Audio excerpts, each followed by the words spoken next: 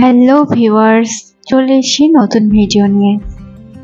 ছাদ বাগান আমাদের সকলের কাছেই খুব প্রিয় একটা জিনিস। তাই আজকে আমি আপনাদের দেখাবো যে গাছের কখন কোনটা প্রয়োজন। নার্সারি থেকে গাছ তুলে এনে মাটিতে বসিয়ে দিলে কিন্তু ছাদে খুব ভালোভাবে গাছ হবে তার কোনো মানে নেই। তার জন্য কিছু কিছু সার প্রয়োজন আছে। কৌটোর মধ্যে দেখছেন সেটি হলো বোন ম্যারো বা হাড়ের গুঁড়ো। তারপর এটি হলো সর্ষে খোল, এর সাথে আরো একটি খোল পাওয়া যায় যেটি হলো নিম খোল। গাছ যখন আপনারা বসাবেন তখন এই সর্ষে খোল আর নিম খোল একসাথে মিশিয়ে মাটির সাথে মিশিয়ে আপনারা গাছ বানাতে পারবেন। এছাড়া মাঝে মাঝে এক সপ্তাহ বা 15 দিন অন্তর অন্তর এই সর্ষে খোল আর নিম খোল ভিজিয়ে রেখে এক সপ্তাহ মতো আপনারা গাছে দিতে পারবেন জলটা। অবশ্যই তার জন্য জলটা ছেঁকে ব্যবহার করবেন। এটি হলো নিম অয়েল। না, আমার হাতে যেটি আছে সেটি কোনো অয়েল নয়, সেটি একটা পাউডার, নিম পাউডার।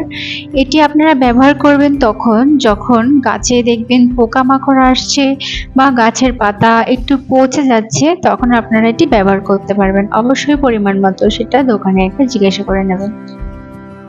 তারপর আসি মিরাকোলান। এটি গাছের ভিটামিনও বলা যেতে পারে। অনেকটা ফুল ও ফলের যদি আপনারা আশা করেন তবে এটা আপনারা ব্যবহার করবেন।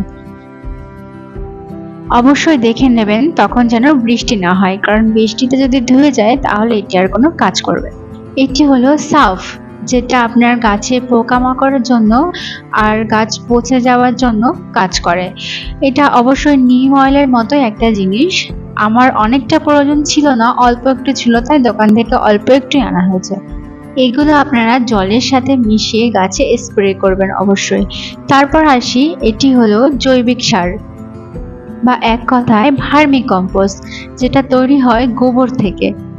নার্সারি থেকে যখন আপনারা গাছ নিয়ে আসবেন তখন মাটির সাথে বেশি বেশি পরিমাণে এই ভার্মি কম্পোস্ট মিশিয়ে তার সাথে অল্প একটু হাড়ের গুঁড়ো ও খোল মিশিয়ে তারপরে গাছটা বসাবেন। তাতে গাছটা অনেক দিন পর্যন্ত হেলদি থাকে। অনেক সময় মাটির জন্য গাছের বৃদ্ধি ব্যাহত হয়, তার জন্য আমি সাজেস্ট করব আপনাদের যদি মাটির সুবিধা না থাকে তাহলে আপনারা ককপিট ব্যবহার করবেন। ককপিট হলো মাটির মতোই একটা জিনিস। আজকের ভিডিও এই পর্যন্ত। ভিডিওটি ভালো লাগলে অবশ্যই লাইক করবেন। টাটা।